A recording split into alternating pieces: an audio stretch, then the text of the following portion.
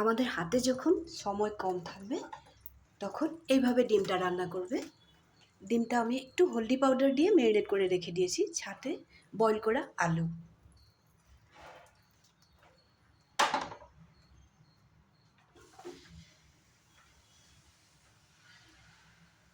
ননস্টিকের একটা পাত্র নিয়ে নিলাম, এখানে আমি একটু সরষের তেল দিয়ে দিলাম, একটা তেজপাতা দিয়ে দিলাম, এখানে কেটে রাখা পেঁয়াজ আর টমেটো দিয়ে দেব।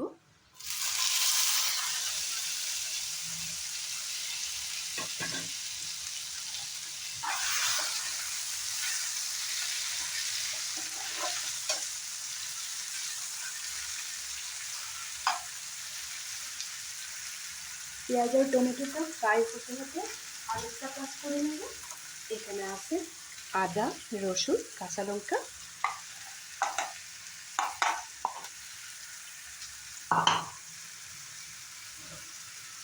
চারটে এলাচ দিয়ে দেব। এখানে মিক্সির বাটিটা রেখে দিলাম, দেখিয়ে দেব বাকি মশলাগুলো। আমি এখানে মিক্সিতে পেস্ট করে নেব। দিয়ে দেব হলদি পাউডার, একটু জিরা পাউডার, সামান্য পরিমাণে ভাজা মশলা, একটু গোলমরিচ। সব মশলা দেওয়া হয়ে গেছে, এখন আমি পেস্ট করে নেব। সাথে দিয়ে দেবো আরেকটা জিনিস, একটু চিলি ফ্লেক্স দিয়ে দেব।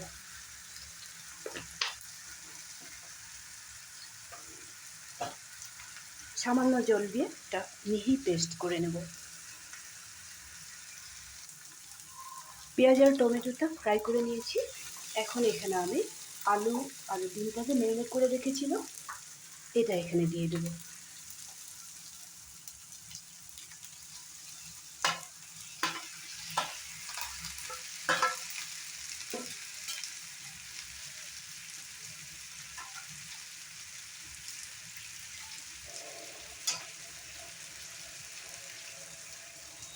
থালাটা ধুয়ে একটু জল দিয়ে দেব।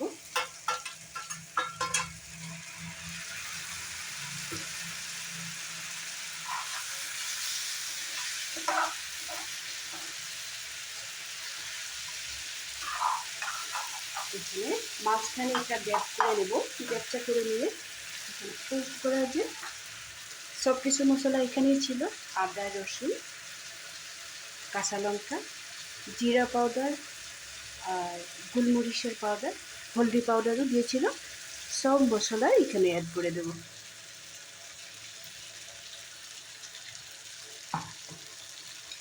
লবণ এখনো দিইনি, এখন দিব।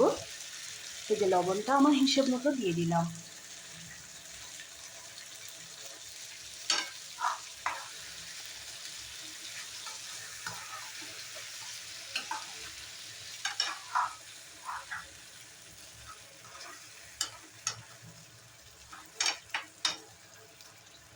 এখন গ্যাসের ফ্লেমটা বাড়িয়ে দিয়ে 1 মিনিটের মতো রান্না করে নিলেই আমার ডিমের কারিটা রেডি হয়ে যাবে।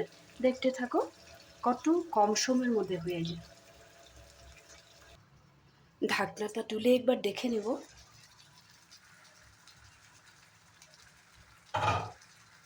ডিমটা আমার রেডি হয়ে গেছে, এখন এখানে আমি একটু কসুরি মেথি ক্রাশ করে দিয়ে দেব।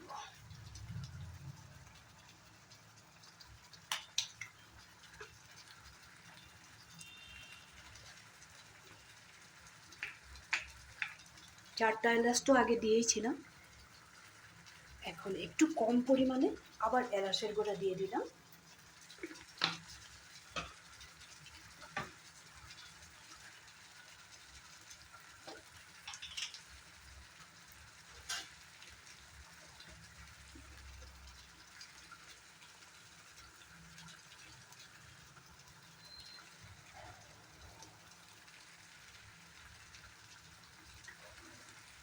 একটু ঘি দিয়ে দিলাম।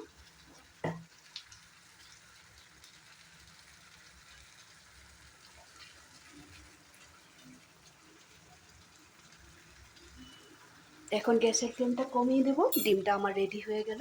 এইভাবে কত কম সময়ের মধ্যে হয়ে যায়, তোমরাও বেশি তাড়াহুড়ো হয়ে গেলে এইভাবে রান্না করে একদিন খেয়ে দেখো, খুবই ভালো লাগে, টেস্টি হয়। মিক্সিতে যখন মশলাগুলো করবে ওইখানেই হলদি পাউডার, জিরা পাউডার, গোলমরিচের পাউডার সব কিছু একসাথে দিয়ে দিবে। আর প্রথমে যেইভাবে আমি পেঁয়াজ আর টমেটোটা ভেজে নিয়েছিলাম ওইভাবে ভেজে নেবে। আর ডিম আরও বয়েল করা আলুটা ম্যারিনেট করে 2-1 মিনিটের জন্য রেখে দেবে। এইভাবে করবে, একদিন করে খেয়ে দেখো, ভালো লাগবে। আমার তো খুব ভালো লাগে এইভাবে করে খেতে, আর কম সময়ের মধ্যে হয়ে যায় তার জন্য আরও ভালো লাগে। তোমরাও করবে, লাইক শেয়ার করতে ভুলবে না। যদি ভালো লেগেছে তাহলে কমেন্ট করবে, বানিয়ে খাবে কিন্তু। ভালো থাকবে, সুস্থ থাকবে। আবার নেক্সট ভিডিওতে দেখা করব। তাহলে রাখি।